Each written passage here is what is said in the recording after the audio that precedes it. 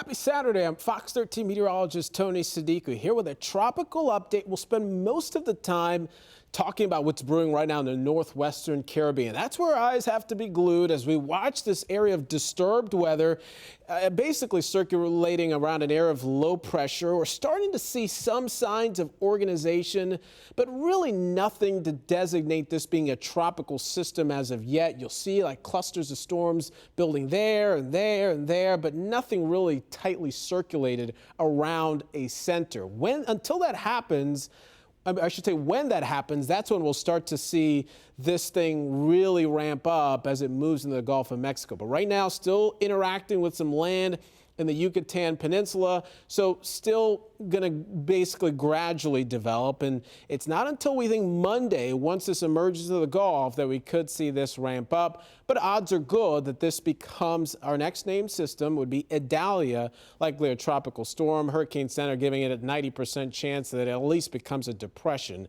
And when you look at the Tropics Watch, you still see the system there. Here's what we can tell you right now, that we are seeing a low pressure starting to become better organized. Confidence is growing that this is going to cause some Gulf impacts as it gets picked up by a trough and then swung across likely the northern Gulf, anywhere from the panhandle to the Big Bend, and it could strengthen as it does so, as it taps into the warm waters here in the Gulf of Mexico. So where does it go? You're starting to see better consistency in the computer models that'll focus most of the potential tracks somewhere to our west. That's a problematic track for us because we know the worst weather is on the east side. One thing we can tell you for sure is that this is going to be a big time rainmaker.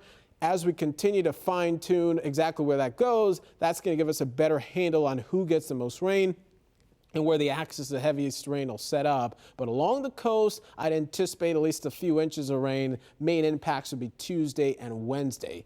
One of the things we'll have to see is just how the wind shear in the upper levels interacts with the storm. We know wind shear can be a limiting factor, basically keeping systems disorganized. Right now, there's quite a bit of wind shear in the Gulf of Mexico, but once the storm moves in, the forecast is for some of that wind shear to relax, and both of those coming together, along with the warmer waters that this will move into, will create conditions that are favorable for some strengthening.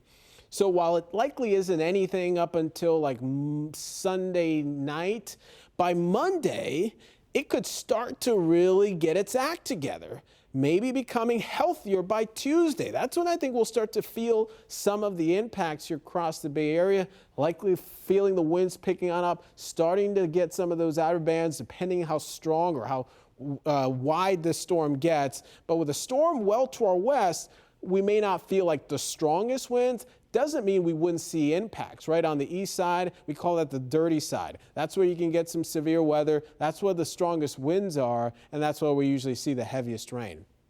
I'll tell you, though, the forecast track isn't quite set in stone. While you saw a lot of model consensus, there's still some discrepancy on how strong it gets. You see kind of the breakdown with the GFS in red, the European model in white, the Fox in green there. They all kind of have a different analysis of what this could be by Wednesday.